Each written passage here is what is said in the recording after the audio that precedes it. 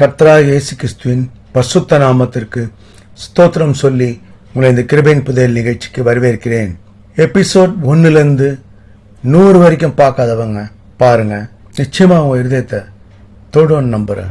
Episode 1 100 நிறைய பயனுள்ள விஷயங்களை நம்ம பேசியிருக்கோம். இருதயத்துக்கு தேவையான ஆண்டவர் தர சமாதானம் மற்றும் அவரோட அன்பு, அவரோட கிருபை, இதெல்லாம் நிறைய பேசியிருக்கோம். போன எபிசோட்ல ஆண்டவர் எப்படி விவசாயத்தை நம்ம வசனத்துக்கு உதாரணம் சொல்லி இருதயத்துல வசனம் விதைக்கணும்ன்றத எப்படி அவர் சொல்லியிருந்தாரு, வசனத்தை இருதயத்தை விதைக்கிறத பத்தி நாம் அதெல்லாம் பார்த்தோம். இப்ப இந்த எபிசோட்ல ஆண்டவர் எப்படி பரிதவிக்கிறார் மக்களுக்காக, அவர் உபதேசம் பண்றார், அதே சமயத்தில் அவங்களோட நேரத்தில் என்ன தேவை அதையோ எப்படி யோசிக்கிறார்ன்றதை பார்ப்போம்.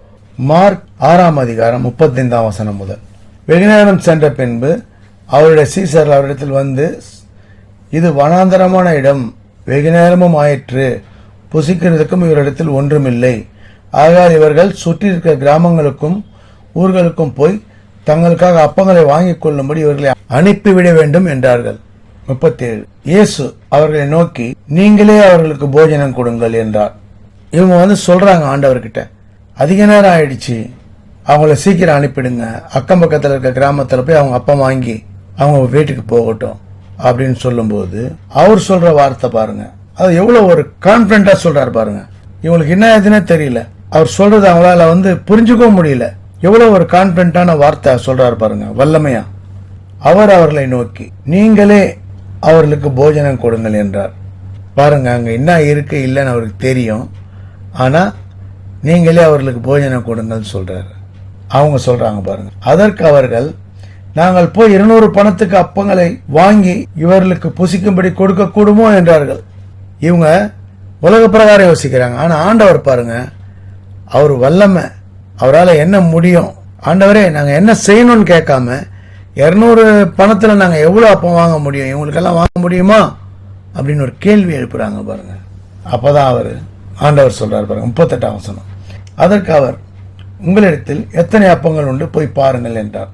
அவர்கள் பார்த்து 5 அப்பங்களும் 2 மீன்களும் உண்டு என்றார்கள். அப்பொழுது எல்லோரையும் பசும்புல்லின் மேல் பந்தி பந்தியாக உட்கார வைக்கும்படி அவர்களுக்கு கட்டளையிட்டார். இருக்கிறது 5 அப்பம் 2 மீன் தான் இருக்கு, ஆனா பந்தி பரிமாறதுக்கு தயார் பண்ண சொல்லிட்டார், வரிசையா உட்கார வைக்க சொல்லிட்டார். அப்படியே வரிசையா அவங்களை 100 பேர் 50 பேரை இவங்க உட்கார வைக்கிறாங்க. அதுக்கப்புறம் அவர் 41 அவர் அந்த 5 அப்பங்களையும் அந்த 2 மீன்களை எடுத்து வானத்தை அண்ணாந்து பார்த்து ஆசீர்வதித்து அப்பங்களை பிட்டு அவர்களுக்கு பரிமாறும்படி தம்முடைய சீசர்களிடத்தில் கொடுத்தார். அப்படியே 2 மீன்களையும் எல்லோருக்கும் பங்கிட்டார். எல்லோரும் சாப்பிட்டு திருப்தி அடைந்தார்கள். மேலும் அப்பங்களிலும் மீன்களிலும் மீதியான துணிக்கைகளை 12 கூடை நிறைய எடுத்தார்கள். பாருங்க, அவர் சொன்ன உடனே அவர் சொல்றாரு, அவருக்கு கான்பிடன்ட், அவர் எதெல்லாம் அவருக்கு செய்ய முடியும், அவர் எவ்வளவு ஒரு வல்லவர், எவ்வளவு ஒரு அதிசயமானவர். ஆண்டவர் வானத்திலிருந்து இறங்கி இங்க இருக்கார் நம்ம கூட. அதாவது பல விஷயங்கள் செஞ்சுட்டு தான் இருக்காரு அவங்க கண்ணெதிர்க்கே, அதிசயங்கள் நடக்குது, எல்லாம் நடக்குது. ஆனாலும் பாருங்க, அவங்க அந்த உலக பிரகாரம் என்ன மனுஷங்க இல்லையா, இவங்க அவரும் மனுஷதா இருக்கதால இன்னும் அவர் தேவன்றது அவங்க இன்னும் அதை ஃபுல் அண்ட் ஃபுல் 100% அவங்களால அண்டர்ஸ்டாண்ட் பண்ணிக்க முடியல. இவர்தான் ஆண்டவர், இவர்தான் நம்ம கூட இருக்கவர் தான். அப்பனா அவங்க எதுவுமே கேட்டிருக்க மாட்டாங்க. ஆண்டவர் நாங்க என்ன செய்யணும் சொல்லுங்க, எப்படி என்ன பண்ணணும்னு கேட்டிருப்பாங்க. ஆனா அவங்க 200 பணம் தான் இருக்குது, இதை வச்சு நாங்க எப்படி இத்தனை பேருக்கு வாங்க முடியுமோ, வாங்க கூடுமோ அப்படின்றாங்க பாருங்க. நாமளும் பாருங்க, உலகத்துல நம்ம எல்லாம் நம்ம கிட்ட என்ன இருக்கு, அதை கொண்டு என்ன செய்ய முடியும் அப்படின்றத நினைக்கிறது இல்லை. ஆனா மாறா நாம வேற மாதிரி சிந்திக்கிறோம். உலக பிரகாரம் இப்ப என்ன இருக்குது, அதை வச்சு என்ன பண்ண முடியும், இதை பத்தி தான் யோசிக்கிறோம். ஆனா ஆண்டவர்னு ஒருத்தர் இருக்காரு, நமக்கு எதையும் செய்யக்கூடிய ஒருத்தர் இருக்காரு, இப்படிலாம் வசனங்களை சொல்லியிருக்காரு. அப்போ அந்த அதிசயங்களை செய்யும் போது நம்ம மாதிரி மக்களுக்காக தான் செஞ்சாரு, இப்போ அவர் நமக்கு செய்வாரு. நீங்க விசுவாசித்தா ஆண்டவர் ஏதாவது ஒரு வகையில உங்க தேவைகளை சந்திக்கிறவரா, உங்க பிரச்சனைகளை தீர்க்கிறவரா, உங்க வாழ்க்கையை மாத்துறவரா, எல்லா விதமான ஆசீர்வாதங்களையும் தரவரா, சமாதானத்தின் தேவனா அவர் இருக்கார். அதனால நாம ஒண்ணுமே இல்லை, அவரை துதிக்கிறது ரொம்ப ஈஸி பாருங்க. அவரை நேசிக்கணும், துதிக்கணும், அவரை இருதயத்தில் ஏற்றுக்கொள்ளணும், பிறரை நேசிக்கணும். இது மட்டும் தான் மெயின் கான்செப்ட். இதுதான் பாருங்க, ஏன்னா நாம வரைக்கும் நல்லா இருக்கணும், நான் என் பிள்ளை என் குடும்பம் அப்படி நினைக்காம ஆண்டவர் பாருங்க நமக்காக என்னெல்லாம் செஞ்சாரு, நமக்காக தான் எல்லா பாடுகளும் அவர் எடுத்துக்கிட்டாரு. நாம அவரை நேசிச்சு துதிக்கிறதும் பிறரை நேசிக்கிறதும் ரொம்ப சிம்பிள் வேலை. அது விசுவாசிக்கணும். நிச்சயமா அவர் நடத்துவார் ஒரு நம்பிக்கையோட நம்ம வாழ்க்கை நிச்சயமா மாறும். நாம போற பாதையில் நம்ம போயிட்டு இருப்போம். ஆண்டவர் நம்மளை நிச்சயமா நடத்துவார். நம்ம முயற்சிகளை எடுப்போம், நம்ம எடுக்கிற காரியங்களை அவர் வாய்க்க பண்ணுவார். நம்ம போற வழி அவர் ஆயத்தம் பண்ணுவார். நம்ம செய்யற தொழில் அவர் ஆசீர்வதிப்பார். தொழில் ஆரம்பிக்கிறீங்களா, அந்த தொழில் ஆரம்பிக்கும் போது எப்படி உங்களை நடத்தணும் எல்லாம் அவர் நடத்துவார். நீங்க செய்யறத ஞானமா ஆண்டவர்கிட்ட ஜெபிச்சு, ஆண்டவரே நான் இதை செய்யறேன், இதை செய்யும் போது என்னை நடத்துங்க, நான் செய்யற ஒன்னொன்னையும் நீங்க ஆசீர்வதிங்க, நான் தவறா எதுவும் செய்யாதபடிக்கு என்னை நீங்க நடத்துங்க, ஞானமா நான் நடக்கும்படி என்னை எப்பவும் நீங்க நடத்துங்க அப்படின்னு நீங்க ஜெபிச்சுட்டு நீங்க செய்யுங்க. ஆண்டவர் உங்களை நடத்துவார் பாருங்க. நிச்சயமா நடத்துவார்ன்ற அந்த ஒரு நம்பிக்கையோடு நீங்க செய்யும் போது, விசுவாசத்தோட நிச்சயத்தோட செய்யும் போது நிச்சயம் ஆகும். விசுவாசிக்கிறவனுக்கு எல்லாம் கூடும்.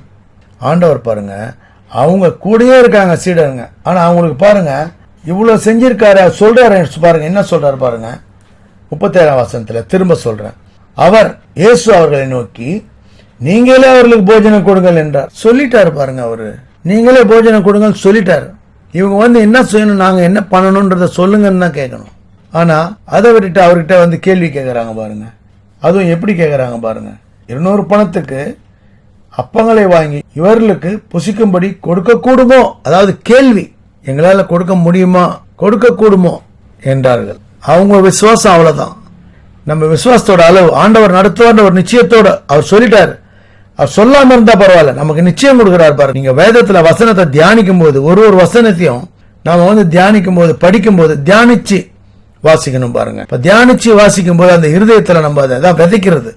உங்க இருதயத்துல நீங்க ஆழமா விதைச்சீங்கன்னா அந்த இருதயத்துல விதைக்கிற அந்த வசனம் 100, 60, 30 இப்படி ஏன் 1000 மடங்கு கூட பெருகும்படி ஆண்டவர் ஆசீர்வதிப்பார். அதுதான் ஆண்டவரோட ஆசீர்வாதம். அவர் நடத்தினா அப்படிதான் நம்ம வாழ்க்கை முழுவதும் சந்தோஷம் சமாதானத்தில் நடத்துவார் அவர். ஏன்னா பாருங்க நாம அப்படி நம்மளால அக்செப்ட் பண்ணிக்க முடியறது இல்ல, நம்மளால அதை ஏத்துக்க முடியறது இல்ல. உலக பிரகாரமா யோசிக்கிறோம். உலக பிரகாரம் எப்படி இது ஆகுமா ஆகாதா, உலக பிரகாரம் நீங்க எல்லாத்தையுமே சிந்திச்சீங்கன்னா நிச்சயமா ஆகாது.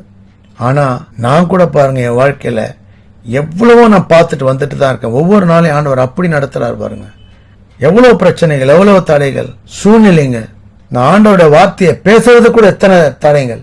ஆனா ஆண்டவர் என் இருதயத்துல பேசி அவர் வார்த்தைய, அவருடைய கிருபையை, அவருடைய அன்பை, அவருடைய வல்லமையை சொல்லணும் எல்லாருக்கும். ஒவ்வொரு இருதயமும் அவருடைய அன்பை தெரிஞ்சு அவர் தர சமாதானத்தை பெற்றுக்கொள்ளணும்ன்ற ஒரு ஆசையோட வாஞ்சையோட தான் நான் இதெல்லாம் சொல்றேன். உங்க இருதயத்துல பேசுவார், அதை நீங்க உணரணும் பாருங்க. நம்ம சில இதெல்லாம் நம்ம இருதயத்துல ஏதாவது வெளிப்படும் போது இதுதான் ஆண்டவர் சொல்றது. நிறைய பேர் தவறா என்ன பண்ணிடுறாங்க, இன்ஸ்டன்டா இது ஆண்டவரால எதையும் உடனே செய்ய முடியும், அவர் வல்லமையா செய்யக்கூடியவர். ஆண்டவர் வாழ்க்கையை மாத்துவார் நீங்க விசுவாசிக்கும் போது. சில சமயங்கள்ல ஒரு நாள்ல கூட வாழ்க்கையை மாத்திருவார். அந்த மாதிரிலாம் நிறைய வாழ்க்கை இங்க மாறி இருக்கு. நிறைய ஏழையா இருந்தவங்க திடீர்னு பணக்காரங்களா ஆயிடுவாங்க. அவங்களுக்கு ஏதோ ஒரு வழியை வாய்க்க பண்ணி யாரோ ஒருத்தர் எதையோ ஒரு அதிர்ஷ்டம், அதாவது ஒரு அதிர்ஷ்டம்னு சொல்றது அவரு சூஸ் பண்றது, அவங்களுக்கு அந்த அதிர்ஷ்டம் கிடைக்கும்படி அப்படியெல்லாம் வாழ்க்கையில ஏழையா இருக்கவங்க உயர்ந்திருக்காங்க, சாதாரண ஆள் வசதி வாய்ப்பு ஆயிடுறாங்க. இதெல்லாம் ஆண்டவர் நடத்தியிருக்காரு பாருங்க, நடத்துறாரு, இன்னைக்கும் நடத்திட்டு தான் இருக்கார். அந்த காலத்துல நம்ம பார்த்தோம்னா நிறைய பேரை தாவீதெல்லாம் ராஜாவாக்கியிருக்கார். ஆடு மேய்ச்சிட்டு இருந்த தாவீது ராஜாவாயிட்டார். இப்படி நிறைய ஆண்டவர் நடத்தியிருக்கார். அதான் வசனத்தை நாம இருதயத்துல ஆழமா விதைக்கணும் பாருங்க. நிலத்துல எப்படி இந்த விதை விதைக்கிறாங்களோ, விதைக்கும் போது அந்த நிலத்துல நல்ல பிடிப்பா இருக்க நிலத்துல அது நீங்க விதைச்சு கரெக்டா நீங்க பராமரிக்கும் போது அது எப்படி உங்களுக்கு பலன் கொடுக்குமோ அதே தான் நம்ம வசனத்தை இருதயத்துல விதைச்சு நாம சரியா அந்த வசனத்தை பயன்படுத்தி அதை கை கொள்ளும் போது ஆண்டவர் நமக்கு எல்லா ஆசீர்வாதங்களும் தர வல்லவரா இருக்கார். நம்ம வாழ்க்கை முழுவதும் அவரோட கிருபையால களிக்கூர்ந்து மகிழும்படி நடத்துவார். தொடர்ந்து வாட்ச் பண்ணுங்க. சப்ஸ்கிரைப் பண்ணணும்னு நினைக்கிறவங்க சப்ஸ்கிரைப் பண்ணுங்க, ஷேர் பண்ணுங்க. அநேக இருதயங்களை ஆண்டவர் தொடும்படி நிறைய கோருவோம். God bless you all. கர்த்தராகிய இயேசு கிறிஸ்துவின் வெளியேறப்பட்ட ரத்தத்திற்கு ஜெயத்தை ஏறெடுத்து அவருடைய பரிசுத்த நாமத்திற்கு ஸ்தோத்திரம் சொல்லி நிறைவு செய்கிறேன். நன்றி. தேங்க்ஸ் ஃபார் வாட்சிங். தேங்க்யூ.